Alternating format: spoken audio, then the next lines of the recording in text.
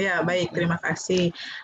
Assalamualaikum warahmatullahi wabarakatuh, Bapak Ibu dari dosen Prodi Pendidikan Ekonomi, kemudian dosen Prodi Akuntansi S1, dosen Prodi Sastra Inggris, dan dosen Prodi Sastra Indonesia, Bapak Ibu Kaprodi yang saya hormati, dan Bapak Ibu Dekan yang hadir dalam kesempatan sosialisasi Siskemu 4.0 revisi 1 ini.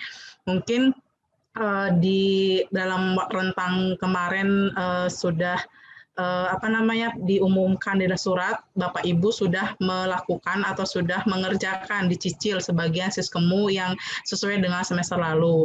Dari kami, dari tim LPM itu ada sedikit revisi, tapi tidak merubah tidak merubah substansi dari yang semester lalu. Kalau tadi ada ketakutan terus gimana menyusun ulang dan sebagainya, tidak jauh berbeda, cuman kami menyesuaikan dengan matrik dari LKPS 9 standar yang sesuai dengan dari BNPT. Yang pertama yang akan saya coba jelaskan yaitu alur Siskemu sendiri. Jadi waktu-waktu penting yang Bapak Ibu harus ketahui terkait dengan pengisian dari Siskemu ini. Yang pertama yaitu pengisian Siskemu. Di sini ada sedikit revisi pada kesempatan ini. Saya sampaikan perpanjangan waktu dari awalnya kita pengisian itu di surat pertama beredar itu adalah 20 November sampai 30 Desember. Pada kesempatan kali ini diperpanjang menjadi 20 November sampai 5 Januari 2021. Jadi Bapak Ibu masih ada waktu untuk merevisi yang kemarin sudah dikerjakan, menambahkan dan berkoordinasi kembali untuk melengkapi data-data yang nantinya akan diisikan di Siskemu ini. Yang kedua yaitu validasi oleh Kaprodi. Nah, untuk validasi tidak untuk Siskemu, karena nanti Siskemu langsung oleh LPM, sedangkan validasi oleh Kaprodi ini khusus untuk PAK. Jadi PAK Bapak Ibu seluruh dosen dari program studi itu akan divalidasi oleh Kaprodi itu pada tanggal 1 Januari sampai 8 Januari. Nah, yang ketiga adalah validasi oleh LPM. Jadi setelah Bapak Ibu membuat pelaporan sampai tanggal 5 Januari, itu akan divalidasi oleh LPM dari tanggal 9 sampai 17 Januari. Nah, untuk data sendiri pendataannya tidak berubah. Jadi pendataan yang Bapak Ibu laporkan itu dari semester ganjil 2021 mulai September sampai Desember. Jadi itu data yang Bapak Ibu laporkan per 6 bulan itu dari awal semester sampai akhir semester di Desember 2020. Nanti kalau ada yang keliru nanti bisa dikoreksi Pak Imam dan Bu Us.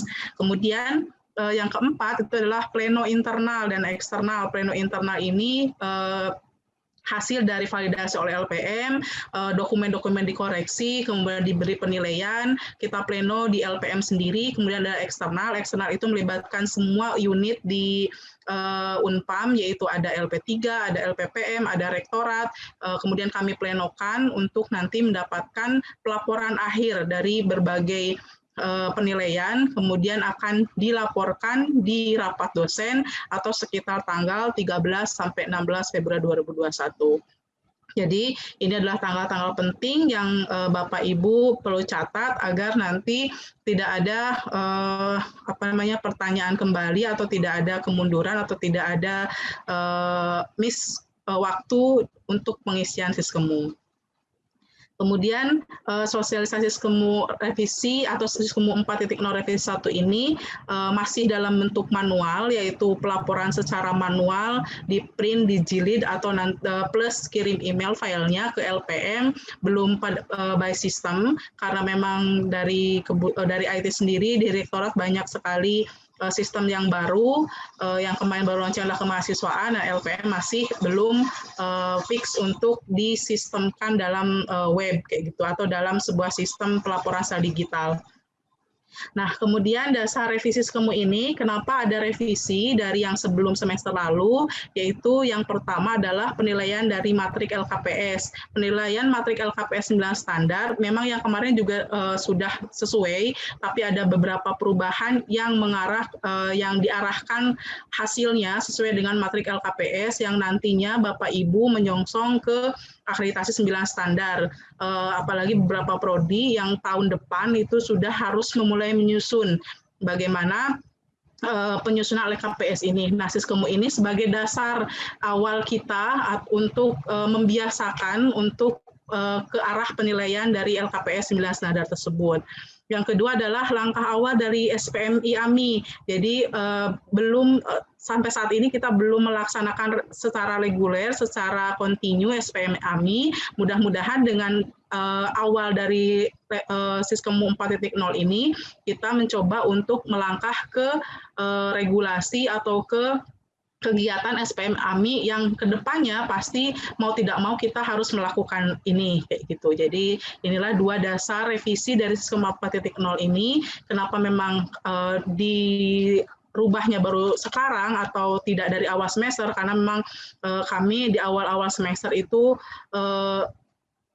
muncul matriknya juga akhir-akhir ini, kemudian kita kegiatan dari 9 prodi akreditasi itu sangat banyak dilakukan kayak gitu. Kemudian selanjutnya di sini 7 buku, masih tetap 7 buku seperti semester lalu, cuman di sini ada beberapa pergeseran. Jadi pergeseran buku yang dulunya Bapak Ibu ada kayak gitu. Pas awal atau di awal-awal semester kemarin, buku-buku yang ada itu ada buku 1, kalau tidak salah sebentar saya coba cari. Nah, ada buku 1 kerjasama, buku 2 prestasi mahasiswa, buku 3 tracer study, buku 4 penjaminan mutu, buku 5 penelitian, buku 6 PKM, dan buku 7 pendidikan.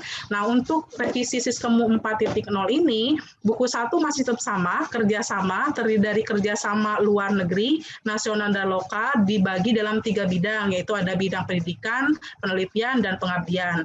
Kemudian buku 2, yang awalnya prestasi kemahasiswaan, kita jadikan sebagai SDM atau dosen. SDM dosen ini meliputi jabatan akademik, pembimbing penelitian atau peneliti TA, kemudian penelitian dosen, PKM dosen, publikasi, luaran dari penelitian dan PKM, citasi, dan produk luaran lainnya. Kemudian buku 3 itu jadi pendidikan, yang awalnya buku 3 itu tracer study, dijadikan pendidikan, itu terdiri dari kurikulum, CPL, RPS, dan integrasi PKM dan penelitian dalam pembelajaran. Kemudian buku 5, itu yang awalnya buku 5 itu adalah bidang penelitian dijadikan sebagai buku bidang PKM. Di sini ada PKM bersama mahasiswa dan PKM bersama dosen yang lainnya. Buku 4 ya, sebelumnya buku 4 itu adalah penelitian DTPS, penelitian bersama mahasiswa, penelitian yang disertasi, hibah-hibah penelitian yang diperoleh itu di buku 4 bidang penelitian. Kemudian buku 5 tadi PKM, dana yang diperoleh PKM dari luar negeri kah, dari nasional kah, atau dari lokal, atau dari internal perguruan tinggi. Kemudian buku 6 itu ada kemahasiswaan. Kemahasiswaan di sini terdiri dari prestasi akademik dan non-akademik, kemudian adalah publikasi dari mahasiswa, baik dari penelitian mahasiswa ataupun dari PKM mahasiswa. Kemudian ada jurnal yang disitasi, kemudian luaran lain seperti haki, produk, buku, teknologi tempat guna, dan sebagainya. Dan buku 7 yang awalnya itu buku 3, penjaminan mutu, ini terdiri dari MONEF. Dari Bonef Tridharma dan Monef dosen serta mahasiswa. Ini buku-buku yang berada pada Siskemu 4.0 revisi 1. Jadi agak berbeda dengan buku yang kemarin dari Siskemu semester lalu, tapi memang tidak hanya pergeseran saja kayak itu. Substansinya tidak berubah. Nanti Bapak Ibu memang kalau dulu borang 7 standar atau 7 kriteria atau 7 standar itu kan masing-masing bisa kita ngerjain buku 1, kerjain buku 1, buku 2. Tapi kalau dari borang atau LKPS 9 standar ini masing-masing tidak bisa satu orang satu. Jadi 9 standar itu harus saling berkoordinasi. Jadi tidak bisa buku 1 hanya buku 1, buku 2 hanya buku 2, tapi buku 1 sampai buku 7 ini harus saling berkoordinasi satu sama lain agar menghasilkan data-data yang bisa dilaporkan di Siskemu ini. Nah, kemudian setelahnya adalah sistem dari penilaian Siskemu. Nanti setelah ini saya akan menjelaskan matrik yang biasanya Bapak Ibu isi. Kalau dulu kita melakukan penilaian atau kontrol isi dari matriks Siskemu itu dari awal bulan, awal semester, tengah semester, dan akhir semester terakhir. Nah, kalau sekarang kita akan coba mengisi atau menjelaskan terkait dengan matriks pengisian Siskemu yang akan diisi oleh prodi yang bersangkutan. Saya stop dulu yang ini.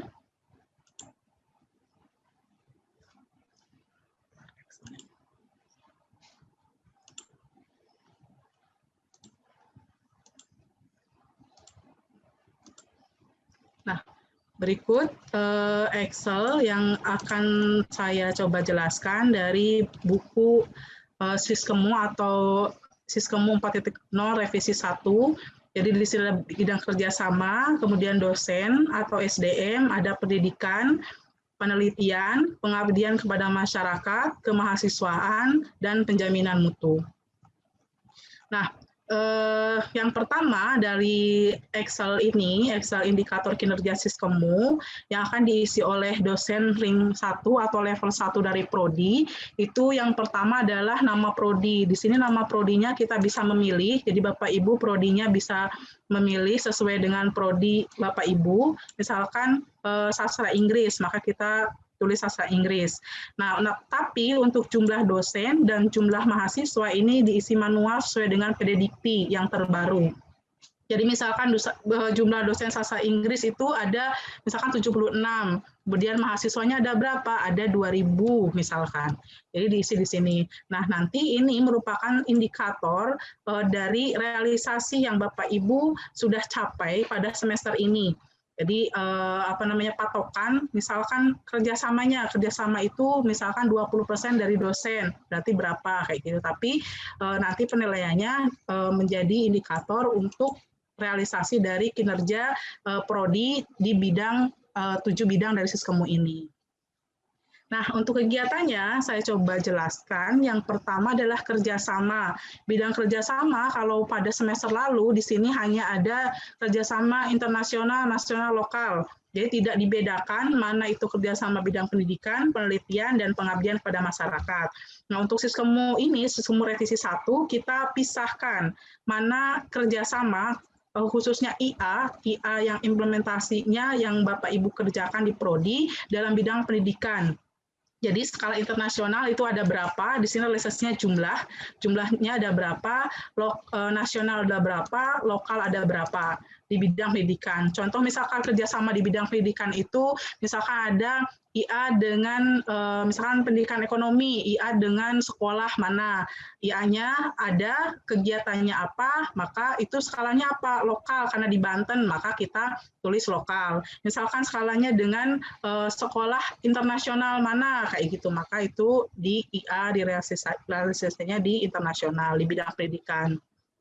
Atau seminar-seminar yang Bapak Ibu lakukan, Zoom meeting yang Ibu lakukan, seminar webinar, kemudian bekerja sama dengan universitas mana atau mengundang pembicara mana, itu di bidang pendidikan kerjasamanya. Kemudian yang kedua, kerjasama bidang penelitian juga sama, ada skala internasional, nasional, dan lokal. Jadi di sini bukan MOU yang Bapak Ibu laporkan, tapi IA-nya, beserta nanti laporannya ada kegiatannya apa saja. Jadi nama kegiatannya apa, kemudian IA-nya bersama siapa, maka di sini ditulis jumlahnya berapa.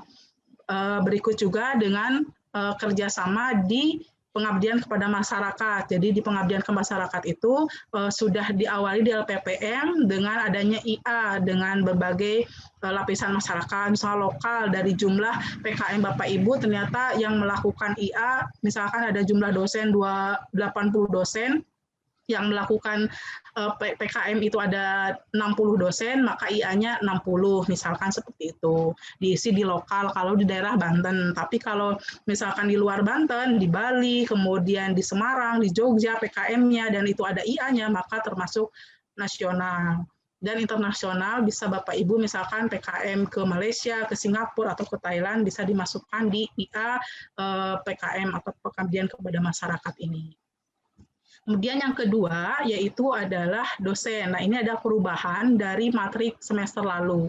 Matrik semester lalu dosen hanya terdiri dari JAD, kemudian S1, S2, kemudian sertifikasi saja sudah cukup. Nah, ini kita masukkan dari mulai kualifikasi, jabatan akademik, dan kinerja dosen di bidang penelitian dan pengabdian kepada masyarakat, luarannya maupun kegiatan penelitian dan PKM-nya.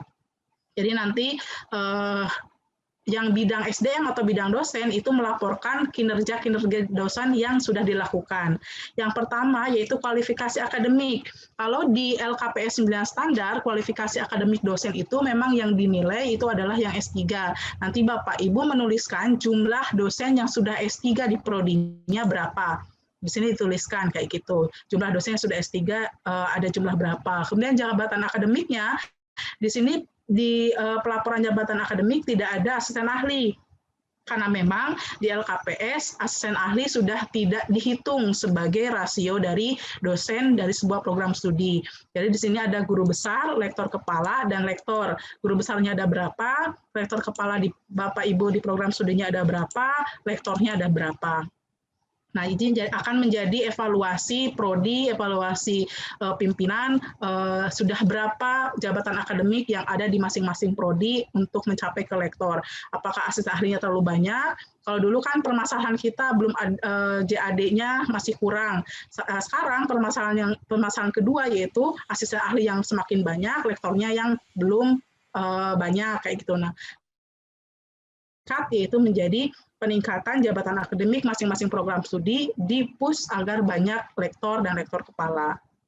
Kemudian yang selanjutnya yaitu adalah dosen pembimbing TA atau penguji TA, pembimbing akademik. Nah, di sini dosen pembimbing akademik, penguji TA, atau pembimbing TA diusahakan yang jumlahnya itu dijumlahkan yang sudah memiliki jabatan akademik kayak gitu, tapi tergantung dari kebijakan Bapak Ibu di prodi masing-masing. Kemudian yang selanjutnya adalah dosen industri dan praktisi. Nah, untuk yang biru ini, dosen industri dan praktisi ini hanya diisi oleh program studi D3 atau diploma. Jadi S1 Bapak Ibu mengosongkan ini. Jadi yang pendidikan ekonomi, yang saat ini akuntansi S1, Sasing dan Sasindo, ini yang biru tua, ini tidak perlu diisi. Karena ini hanya diisi dosen praktisi dan industri ini untuk diploma. Nah, kemudian selanjutnya adalah pengakuan atau kognisi dosen. Maksud di sini adalah apabila di prodi Bapak Ibu ada dosen yang mengajar di universitas lain sehingga diakui atau mengajar sebagai mengajar di universitas lain dengan adanya IA. Sekarang kan menuju ke kampus Merdeka. Jadi bagaimana dosen kita apakah diakui kinerjanya atau sama pengajarannya atau kinerja pengajarannya di universitas lain digunakan sebagai tamu dosen tamu atau dosen pertukaran dosen kayak gitu bersama dengan universitas lain prodi yang sama. Nah, ini bisa nanti dimasukkan di sini. Kemudian selanjutnya di bidang SDM ini adalah penelitian. Penelitian DTPS atau dosen tetap program studi ini yang dimaksudkan di sini ada internasional, nasional, lokal. Ini artinya dana yang diperoleh dari penelitian tersebut, apakah dana dari lembaga internasional, apakah hibah dikti, misalkan itu dari nasional, kemudian lokal itu internal kita, PT atau dari yayasan kayak gitu. Jadi di sini penelitiannya dituliskan ada yang dapat penelitian dari internasional kah, hibah internasional, ada dituliskan dua di sini, nasional, hibah dikti, apakah ada yang lolos di program studi Bapak Ibu, maka dimasukkan. Lokal juga sama, yang pendanaan dari perguruan tinggi. Sama dengan PKM DTPS atau pengabdian kepada masyarakat dosen tetap prodi, ada internasional, ada nasional, ada lokal. Jadi ini sumber dana penelitian Bapak Ibu, sumber dana PKM Bapak Ibu, apakah berasal dari internasional, berasalkan dari lokal, atau berasal dari nasional. Selanjutnya publikasi. Nah, di sini setelah penelitian dan PKM sumbernya dari mana? Apakah Bapak Ibu atau dituliskan di sini jumlah publikasi dari dosen-dosen prodi itu jumlahnya ada berapa. Misalkan di sini ada spesifikasinya. Yang pertama adalah jumlah publikasi di jurnal nasional tidak terakreditasi. Berarti jurnal nasional tidak terakreditasi ini maksudnya dia sudah ber-ISSN tapi belum terakreditasi. Karena ISSN itu sudah menunjukkan bahwa dia nasional, sudah terdaftar secara nasional, namun belum terakreditasi. Jumlahnya ada berapa? Maka dituliskan di sini. Yang kedua adalah jumlah publikasi di jurnal nasional terakreditasi dari Sinta 1 sampai Sinta 6. Ada berapa jumlahnya? Maka di sini dituliskan. Kemudian adalah jurnal publikasi internasional. Di sini tanpa reputasi pun, misalkan ada di Malaysia, di Universitas Malaysia kita menerbitkan jurnal salah satu dosen kita, tapi di sana belum terreputasi jurnalnya kayak gitu, belum indeks Q1, Q2, Q3 dan sebagainya, maka Bapak Ibu boleh menuliskan di sini jurnal internasional yang belum bereputasi. Kemudian jumlah publikasi di jurnal internasional bereputasi. Nah, ini kalau ada dosen yang sudah Q1, Q2, Q3, Q4 dan sebagainya, maka dituliskan di sini. Selanjutnya adalah jumlah publikasi di seminar wilayah atau lokal atau di PT. Jadi misalkan kita mengadakan seminar, bukan seminar internasional, workshop dan sebagainya, tapi ada publikasi kayak gitu. Maka berarti itu adalah di internal prodi sendiri, berarti itu adalah publikasi seminar atau diseminasi seminar di wilayah prodi itu masuk ke lokal. Kayak gitu. Jadi misalkan prodi banyak nih dosennya yang melakukan melakukan penelitian, ingin didiseminasikan, maka prodi misalkan mengajak lembaga mana untuk sama-sama mendiseminasikan dari penelitian Bapak Ibu dosen di prodinya, maka itu termasuk di wilayah lokal atau perguruan tinggi. Kemudian adalah jumlah publikasi di seminar nasional. Nah, jika Bapak Ibu prodi masing-masing melaksanakan seminar nasional, kemudian membuka publikasi, maka di sini masuk ke seminar nasional, baik contohnya kemarin Senantias. Nah, Senantias kemarin itu termasuk publikasi seminar nasional. Kemudian jumlah publikasi seminar internasional, ini baik bereputasi ataupun tidak bereputasi, proceedingnya dimasukkan ke sini, di internasional. Kemudian jumlah tulisan di media massa, karena memang lagi pandemi ini, dosen-dosen Unpad sangat kreatif, mungkin di 4 prodi ini banyak sekali yang menulis di media massa, baik itu wilayah, skala wilayah, misalkan di daerah di Banten Pos atau Tangsel Pos dan sebagainya, itu masuk ke wilayah. Yang nasional misalkan Republika, Kompas itu masuk ke wilayah nasional. Internasional misalkan majalah CNN yang internasionalnya, kemudian majalah Time, misalkan ada Bapak Ibu dari 4 prodi ini menulis di media massa internasional, baik itu secara cetak ataupun secara digital, maka bisa dimasukkan ke sini. Nah, kemudian ini ada yang biru lagi, yaitu pagelaran, pameran, presentasi, publikasi ilmiah, DTPS. Nah, kalau yang biru itu memang ini dikhususkan pagelaran, pameran, presentasi, publikasi ilmiah ini khusus untuk diploma atau D3. Jadi Bapak Ibu, karena semua 4 prodi ini adalah S1, jadi tidak perlu mengisi ini. Nah, yang selanjutnya adalah luaran penelitian PKM lainnya, misalkan HAKI, paten sederhana, hak cipta, desain produk industri teknologi, tepat guna. Jadi, misalkan di sini Sasing atau Sasindo itu yang semester lalu ada pertanyaan, sering mengadakan pentas seni atau karya atau pagelaran, apakah itu dimasukkan kemana? Padahal untuk pagelaran di sini dimasukkannya ke D3.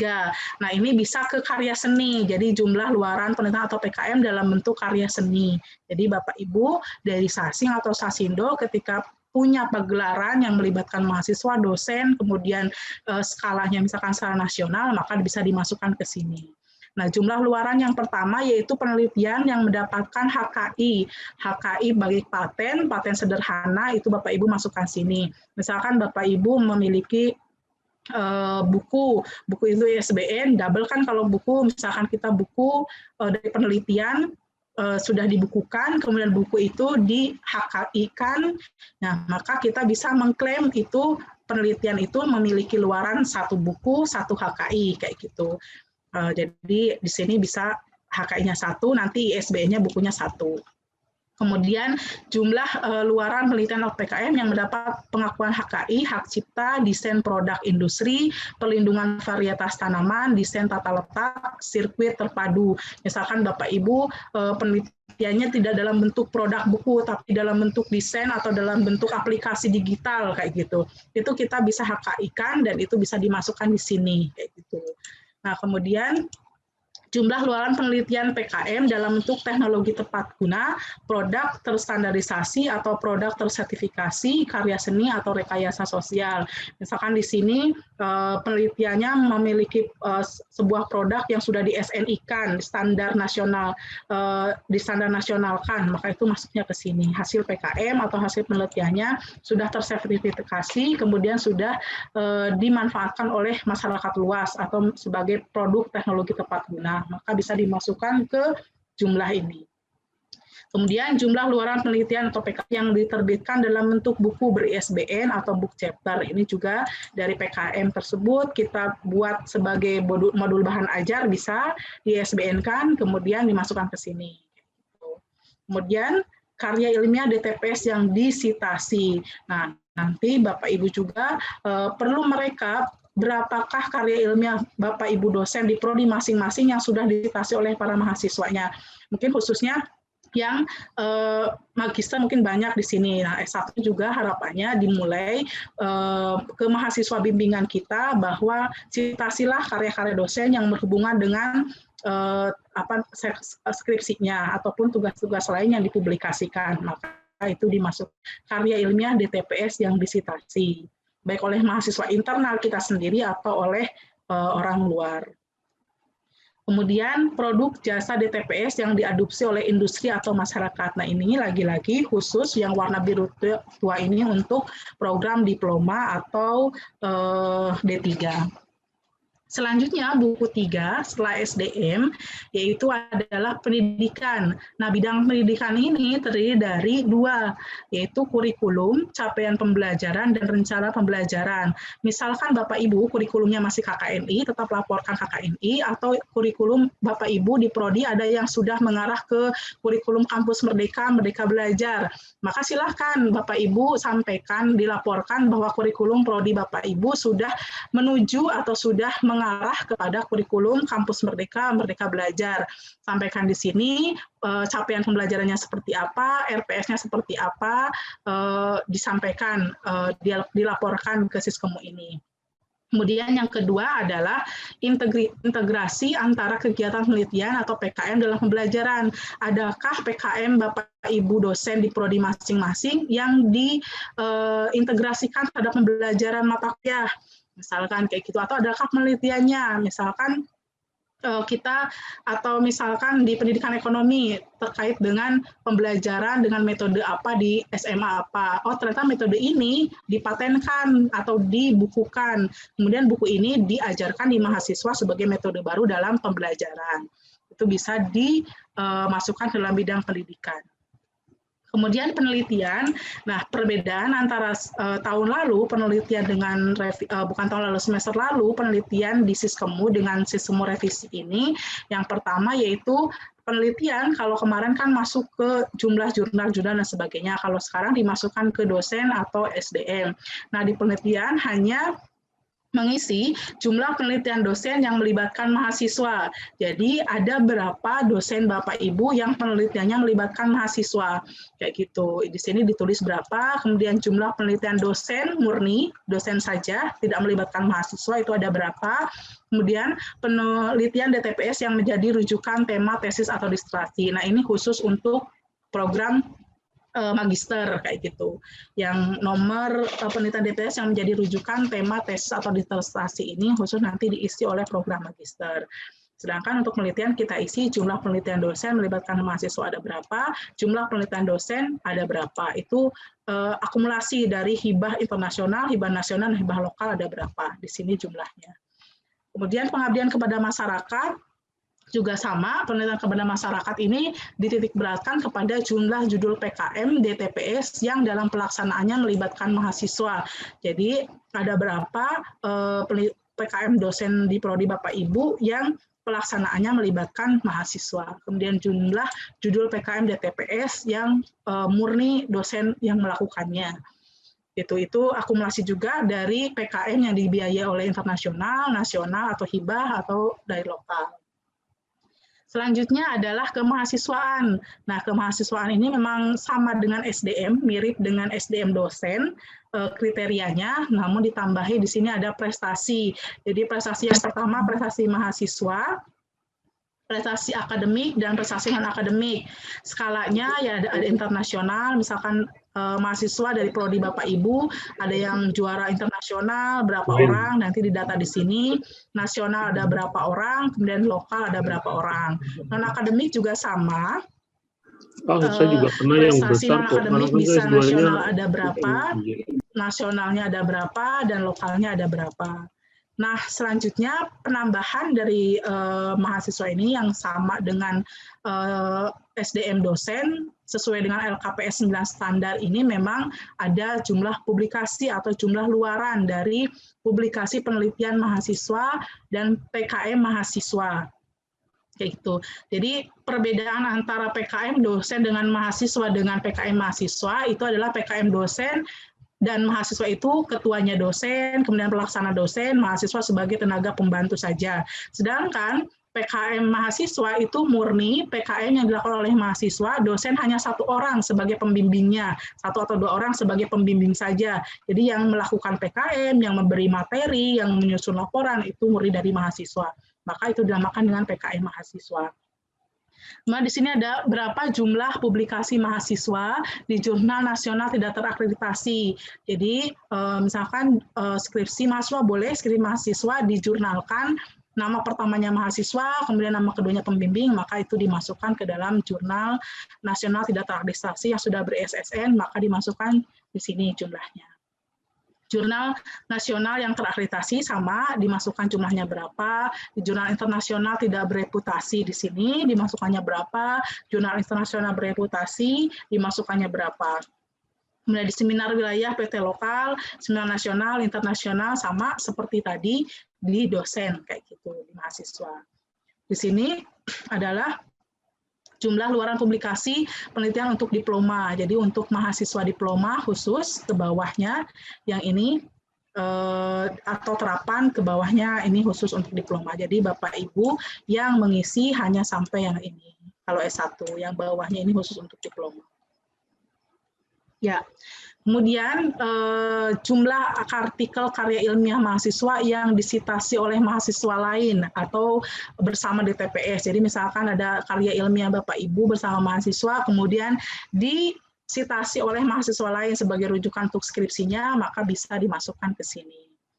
Nah, kemudian produk jasa mahasiswa dengan DTPS atau hasil penelitian mahasiswa dengan DTPS yang menghasilkan produk, ini khusus untuk diploma atau D3. Luarannya sama, jadi luaran penelitian PKM mahasiswa dalam bentuk HKI, kemudian dalam bentuk produk tepat guna, rekayasa sosial, buku ber-ISBN, ini sama dengan dosen, jadi jumlahnya ada berapa. Misalkan penelitian mahasiswa, skripsi penelitian mahasiswa dia menghasilkan produk buku cerpen, dia di ISBN-kan, maka nama mahasiswa itu dimasukkan ke HKI ini, jadi karya produk mahasiswa. Kemudian setelah itu adalah penjaminan mutu, buku terakhir buku 7. Sebenarnya penjaminan mutu itu harusnya ada di buku 1, buku 2, buku 3, buku 4, buku 5, buku 6. Jadi masing-masing buku itu ada monefnya. Nah, maka di sini ada monef pendidikan, di sini tidak ditulis atau di sini ada keterangan, kolom kuning tidak perlu diisi, kolom warna hijau diisi dengan realisasi, warna biru untuk diploma. Nah, yang kuning ini semua kuning ini semuanya kuning ya. Jadi semua kuning ini adalah monef pendidikan, monef penelitian, monef PKM, dan monef non-akademik. Ini monef tridharma dosen. Kemudian monef non-akademik itu ada monef dosen dan monef mahasiswa. Jadi di sini nggak perlu diisi, tapi langsung dalam bentuk laporan monitoring evaluasi dari hasil monef atau hasil capaian dari bidang-bidang di atas. Misalkan monef penelitian, berarti ada evaluasi, monitoring dan evaluasi dari jumlah penelitian dosen dengan mahasiswa itu ada berapa, dievaluasi apa yang kurang, bagaimana kendalanya, kemudian kenapa jumlahnya sedikit dan sebagainya, maka dimonef dari penelitian ini. Kemudian monef pengabdian kepada masyarakat, di monef pengabdian kepada masyarakat juga dibicarakan apa yang tidak tercapai, misalkan dosennya 90, ternyata yang melakukan pengabdian bersama mahasiswa hanya 5 orang. Nah, kenapa seperti itu? Silakan dimonef oleh bagian penjamin mutu di prodi masing-masing. Kemudian mengenai pendidikan juga sama, rencana pembelajaran LPS-nya apakah sudah sesuai, meskipun kita online, tapi ada nggak monitoring dari masing-masing prodi di bidang pendidikan dan pengajaran itu terkait dengan RPS yang disampaikan pada mahasiswa. Kemudian monep penelitian pengabdian dan monep dosen. Adakah misalkan lektor dari semester ini yang lektor ternyata tidak ada atau hanya cuma satu? Kenapa hal itu terjadi di monep dijelaskan? Gitu. Mahasiswa juga sama. Adakah publikasi mahasiswa yang sudah dikeluarkan atau tidak ada? Kenapa bisa terjadi? Silakan dimonep oleh penjamu di masing-masing prodi. Mungkin itu dari penjelasan saya, nanti saya kembalikan ke Bu Us, kita diskusi dari Bapak Ibu silahkan kalau ada yang ingin ditanyakan, di masing-masing bidang di LPM sudah siap untuk menjelaskan pertanyaan-pertanyaan dari Bapak Ibu. Dari saya mungkin cukup Bu Us untuk penjelasan terkait sosialisasi pengisian Siskemu dan buku-buku yang terbaru dari revisi 1 ini. Saya kembalikan kepada Bu Us sebagai moderator dan kepada teman-teman untuk ready jika Bapak Ibu akan bertanya, karena di kolom chat sudah banyak sekali pertanyaan.